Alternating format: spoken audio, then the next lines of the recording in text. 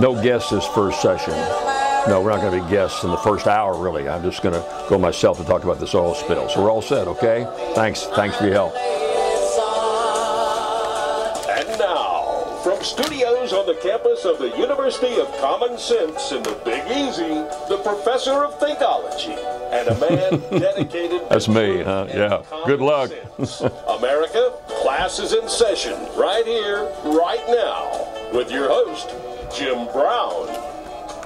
Hey, good morning, and glad you're joining me here on the Genesis Communications Network. We're being heard all over the country, from California to New York, from north to west, east and south, emanating out of the studios in South Louisiana, New Orleans, and Baton Rouge. And we're glad you're spending a little time with us as we try to look at the week in review and talk about, in a common sense fashion, some of the things that are making news, and maybe give us a little different slant on it from our perspective of just trying to make things work. What I found in my time in politics is that you've got the two extremes, and particularly today, you've got the left and the right. They don't talk to each other. The Democrats in Washington don't talk to the Republicans. The Republicans don't talk to the Democrats. If you're right, they're wrong, and they're the enemy. That's the position we've gotten ourselves in. And yet, if you look at the end result, you don't see a lot of difference with whatever party's in session. The financial crisis we had started under the Republicans, now is picked up by the Democrats. Both of them did not give the proper oversight. This oil spill, rules with the Republicans, now with the Democrats, don't make much sense. Some insider dealings, some lack of any responsibility. Immigration, no side wants to take a hard stance, and so states like Arizona have to make their own decision because Washington has punted on it. We're going to try to get into some of that today and put in perspective what we think makes sense. I want to hear from you. You can call us toll free at 866-582-9933. That's 866-582-9933. I'll also read your emails on the air. We've got a lot of them coming in already. My email address, my initials, jb@jimbrown.usa.com. So go ahead and email me. We'll be glad. And if I don't read your email on the air, I'll certainly give it a response.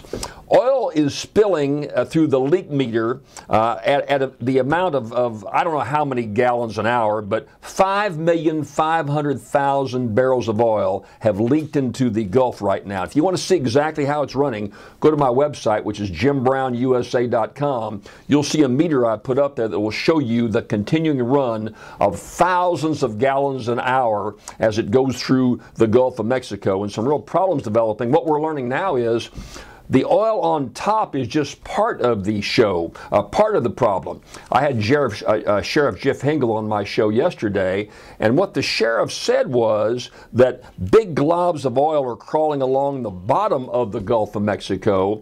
The ecological balance is being thrown way out of kilt. It could affect us here in the Gulf South for a long, long time to come. Even if they make that plug in the next week, and it looks like right now, they've got a long, long way to go.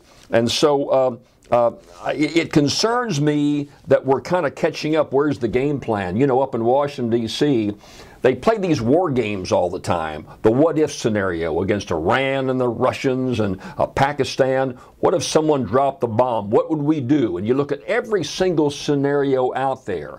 Why haven't we done the same thing with this oil crisis? You've got 3,500 rigs out in the Gulf of Mexico. The odds say that one is going to blow. You're going to have a huge, massive leak. And what do you do about it? And the answer we got when this leak first came out for the first 10 days or so, well, it's British Petroleum's problem. They better clean it up. Well, British Petroleum is responsible. There's no doubt about the fact that the responsibility lies with them. But do they have the resources to immediately get in and clean up the coast, put up the barriers, put up the beams, bring the ships in? They may have to pay the final bill, but do they have the ability to come in and do the things necessary to protect our coast? And I think the answer is no. You need the federal government, the state government to come in, as it looks like they're starting to do now. But here's what's happening. We're trying to find a solution. We're trying to figure it out. You know what it's like? It's like your house is caught on fire, and you go out and build a fire truck to get the burning stopped. Why haven't we put plans in place all along to deal with this huge ecological crisis? Why don't we have a master plan that you do 1, 2, 3 immediately when the well blows? Why haven't the oil companies been forced to get together and lay out a protection program? If you're going to build some huge dome, build in advance. Don't wait till you've got to start and it takes weeks to do so. There does not seem to be any game plan. You know, what I've found in my experience is the easy part of governing is the day in, day out activities. There's a lot of people that can make the trains run on time, but when that crisis comes, that's when leadership is supposed to rise to the top. We found huge failures with Katrina, for example, where it did not rise to the top. And so now we're catching up in our efforts to try to find some ways to stop this huge, massive spill. It's no secret it was going to happen. It happened, and yet the public officials on both the state and the level, for the federal and state level involved, didn't really have a game plan in action. I'll take the state.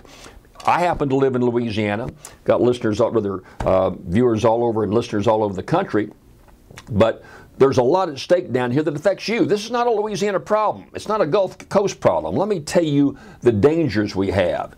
If this becomes as bad as we think it could be, you're going to see a freeze on new production and you're going to shut down a number of wells in the Gulf of Mexico. What does that mean? A lack of oil. A lack of oil means you pay more at the pump, number one, wherever you live. Our listeners out in Provo, Utah, and up in Minneapolis are going to pay more at the pump. Your seafood is going to cost you a lot more money if you can find it at all. You'll be eating imported frozen shrimp from China that has a terrible taste to it, and the price will be twice of what it is right now. I don't think many of us realize all the petroleum products that we use, what you do with petroleum. You make hundreds and hundreds of items. I've got a list here somewhere about what you make with petroleum.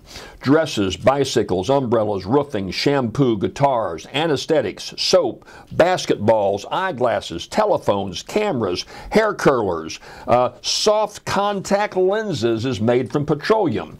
Refrigerators, fan belts, shaving cream, toothpaste.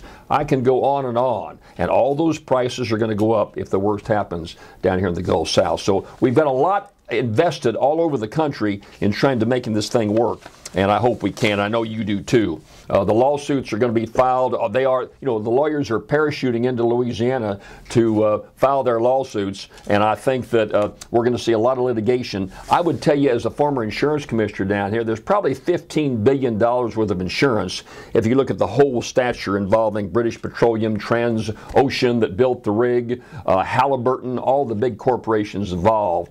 But it's a question of how far that money will go if enough damage is done all over the Gulf South.